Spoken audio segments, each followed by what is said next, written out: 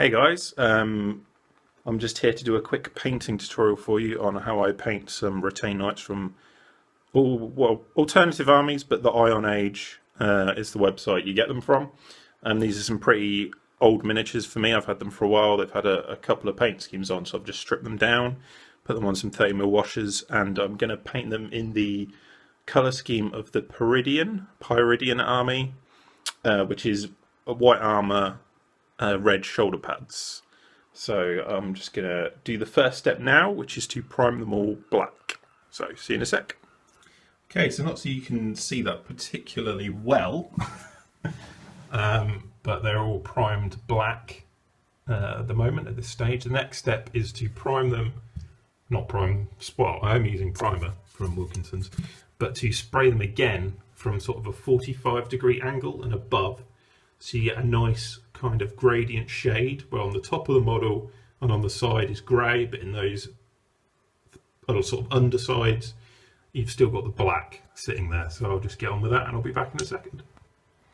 Okay, so you can see them a bit better now, they're not just black, and you can see the sort of effect we've got where you've got black on the undersides and in the darker places, and you've got grey everywhere else. The next step is to spray them directly from above but with white, and this should sort of finish the look of our armour and kind of give them a decent amount of highlighting. I think this technique is called zenithal highlighting, and it's pretty easy with 3 cans of spray paint from your local store. So back in a sec.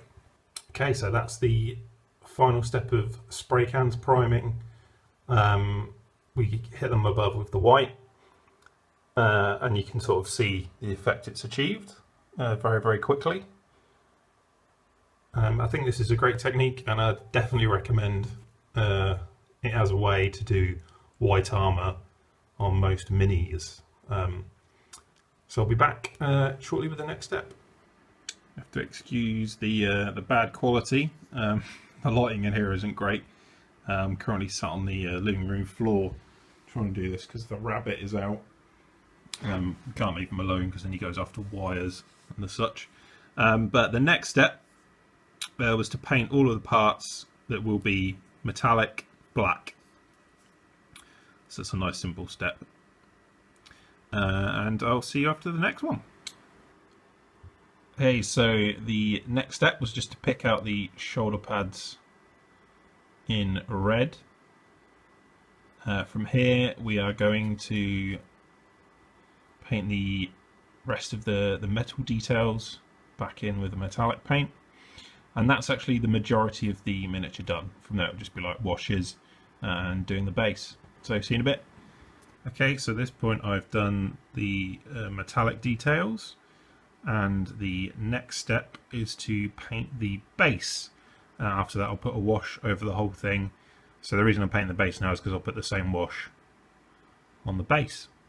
So I'll be back in a sec. Oh, actually, one tip I will say is one of the products I use for painting bases, and they're awesome for it, is Tamiya paints, because they just run into all those cracks and recesses you can see on the base straight out of the bottle. You don't have to thin them or anything. The one I use in particular for my bases is a khaki drab, which is a sort of fantastic greenish brown grey colour. So yeah, I'll be back after that. So I just added an extra step that I didn't mention, which was I picked up some of the rocks on the base, the light grey colour, just because I thought it would look a bit cooler. Once all this is dry, I'll then go on to putting a wash over the miniature, and I'll be using Agrex Earthshade from GW to do that. So see you in a bit. Hey guys, I'm back. This was a couple of extra steps I added because I forgot I was painting a metal miniature. So there is an extra step that I throw in, which is to put down a gloss lacquer over the entirety of the model. But what I do is a little trick, because I have an issue with humidity around here. I can't really spray matte stuff because it just goes all foggy.